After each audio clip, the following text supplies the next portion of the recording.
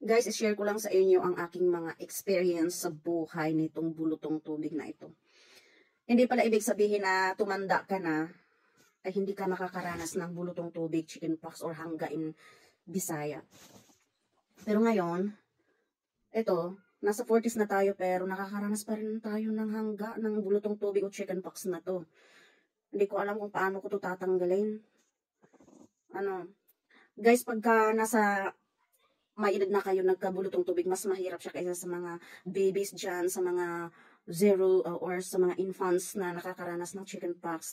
1 year old to 10 years old ay magkakaiba po ng feeling.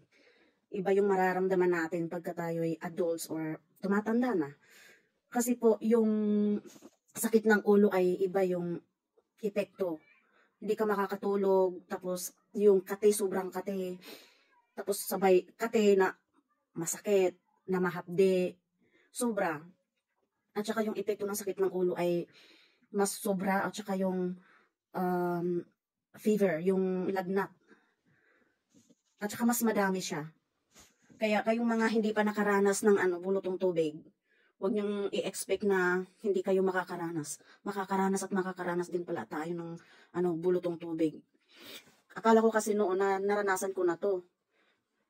Di nung tinanong ko yung mama ko, sabi niya wala daw, hindi ko daw naranasan ng bulutong tubig. O wala din akong naalala, kaya tama nga. Wala akong naalalang bulutong tubig noon, kaya ito ngayon.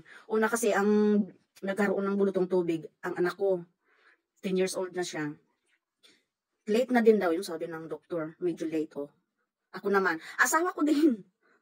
Asawa ko, magkasabay kami ng parehong araw. Nagkaroon din ng ng bulutong tubig. Una siya sa last 2 weeks ago, saka pa siya gumaling, si Mona, itong anak ko. Tapos after a week, kami ang nagkaroon ng bulutong tubig ng asawa ko ng sabay. Buti na lang, guys, at may niresita ang doktor sa amin na capsule, antibiotic yata yun. Tapos buti na lang at nagkaroon kami noon dahil medyo, yung mga tumutubo pa lang sa akin, agad-agad siyang, parang namatay ba, yung bulutong tubig na maliliit. Kasi kung hindi guys, agoy, Maria, hindi ko alam kung ngayon ay okay na ito o hindi, or may tumutubo pa. Kaya ingatan nyo ay, pag kayo'y matandaan na at saka kayo nagkakaroon ng bulutong tubig, stay at home talaga kayo. Dahil iba yung pakiramdam. Maria, ito yata nakalmot ko eh. Ang laki niyan. Grabe, super dami. Oh. Dito sa katawan pa. Ang sakit niya. Super. Kaya mag-iingat kayo guys. Sundin nyo lang yung payo ng doktor nyo. At saka siguro may ibibigay din naman sa inyo kung sakali na antibacterial. Oh, Maria. Hindi madrawing ang mukha. Yun lang guys. At saka